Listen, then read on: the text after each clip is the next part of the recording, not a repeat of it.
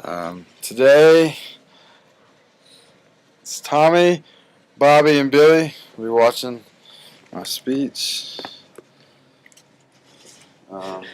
And did you know that Virginia allows 1 minute before each class in high school to let the students pray to whoever they want, or just a moment of silence for religion?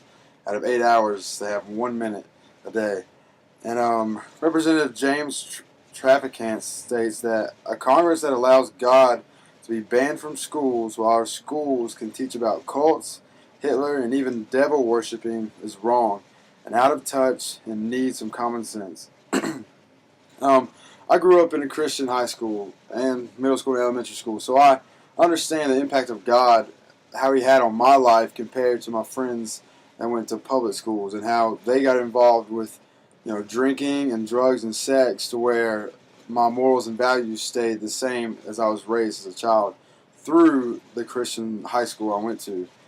And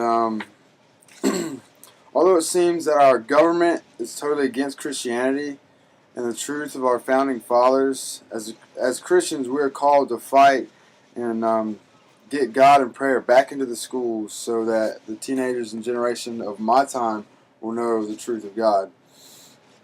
And George Washington, a lot say that he wasn't a Christian, or was he, and don't really know. But in a letter from his stepdaughter, she wrote to a man writing a book on the life of George Washington. And in this letter, she states that I should have thought it the greatest heresy to doubt his firm belief in Christianity.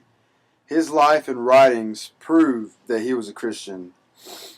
He was not one of those who act or pray that they might be seen of men.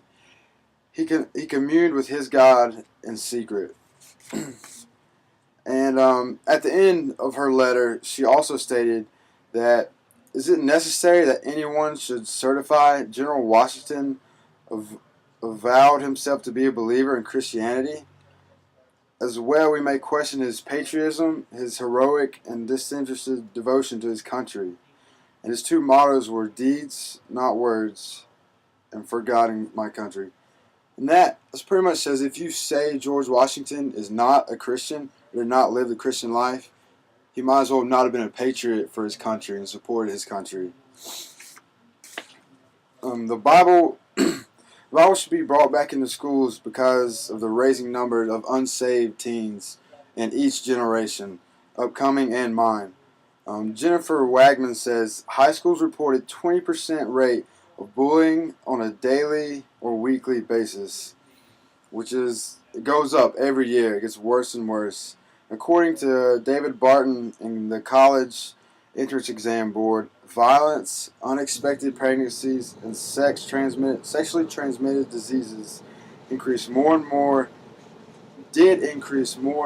after prayer was taken out of schools, and obviously they continue to increase to this very day. I grew up in a Christian school, and I was taught, how God called us to live our lives, and through being taught that, and how to respect my elders and other classmates, because that's what God called us to do.